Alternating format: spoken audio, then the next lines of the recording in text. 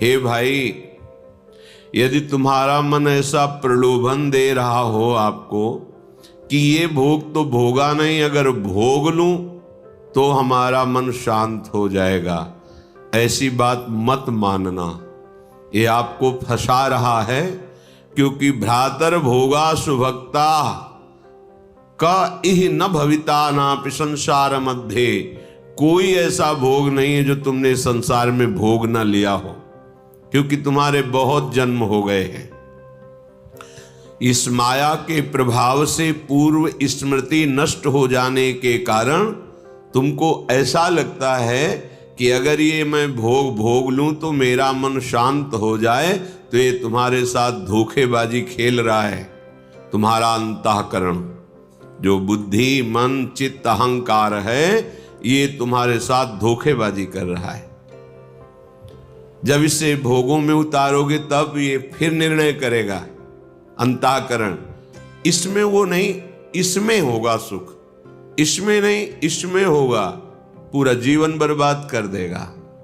कौन सा ऐसा भोग है जो तुमने उपभोग नहीं किया? सुभुक्ता, खूब अच्छी तरह से भोगा है, पर इस माया ने ऐसे विस्मरण को प्रकट कर दिया है कि तुम्हें होश ही नहीं है। तुम्हें लगता है मैं पहली बार संसार में आया हूं, तो पहली बार तो मुझे भोग लेना चाहिए। एक धनी घर के उपासक वैराग्य भावना से चलने की चेष्टा कर रहे थे, तो परिक्रमा में मिलते थे। एक बार उन्होंने कहा, मेरा मन ऐसा कहता है, जैसा ये महापुरुष जन इशारा करते हैं कि एक बार तो मैं भोग के देख लूं तो अपने मन को समझा लूंगा। नहीं, ये ऐसी फिसलन है, इसमें जो फिसला तो गुरु कृपा हरि कृपा ही आपको पुनः चढ़ा सकती है, नहीं तो ये फिसलता ही चला जाएगा, पकड़ में नहीं आएगा। फिर आप ये उत्साह भी खो देंगे कि मुझे परमार्थ में चलना है। देख लेना, ये उत्साह भी खो देंगे। जैसे जैसे आप धर्मयुक्त विषयों का सेवन और अधार्मिक क्रियाओं का त्याग, वैसे वैसे आप में एक ऊर्जा शक्ति, एक अध्यात्म बल, निर्णय करने की शक्ति, दुखों को सहने की शक्ति, कोई तुम्हें परास्त नहीं कर सकता, ऐसा एक ओज तेज बल ये प्रकट हो जाएगा। ये जो आप निराश हताश उदास इसी मन की सलाह के कारण हुए हैं। इसलिए हे उपासक, हे भाई, तुमने सब भोग लिए हैं, मन की इस चाल में मत फंसना। ये तुम्हारा जन्म केवल भगवत प्राप्ति के लिए है, प्रभु को रिझाने के लिए है। कभी मान बढ़ाई में, कभी भोग वासना में, कभी शरीराभिमान में, कभी मोह ममता, ये ऐसे फंसाती रहती माया। विद्यादानाध्वराद्यैः कति कति जगति ख्याति पूजाद्य लब्धा। कभी कभी मन धर्म की आड़ में दान पुण्य आदि की भावना से अहंकार को पुष्ट कराने लगता है। अंतःकरण चतुष्टय में 4 धर्म है।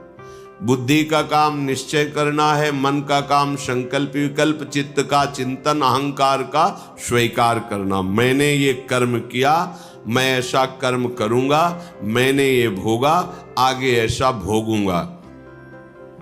ये जो अहंकार को पुष्ट करने के लिए धर्म की आड़ में दान पुण्य आदि करते हुए हम अहम को बढ़ावा देते, ये माया का फसाव है।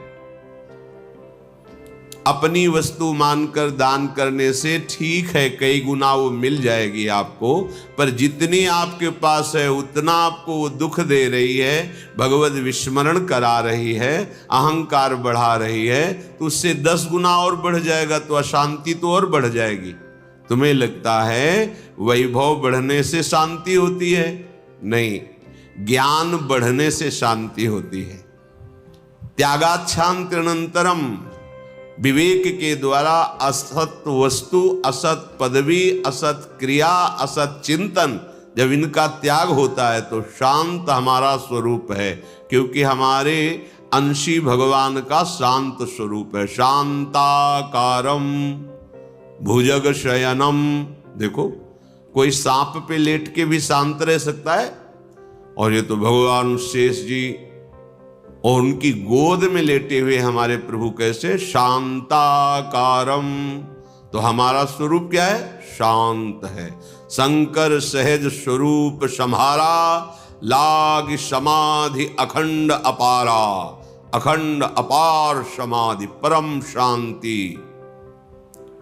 तो ये जो हमारा मन हमको संकल्प विकल्प में फंसाता है कि ये दान कर दूं तो ये मिल जाएगा, ये कर दूं तो ये मिल जाएगा, करो अपनी वस्तु मान के नहीं।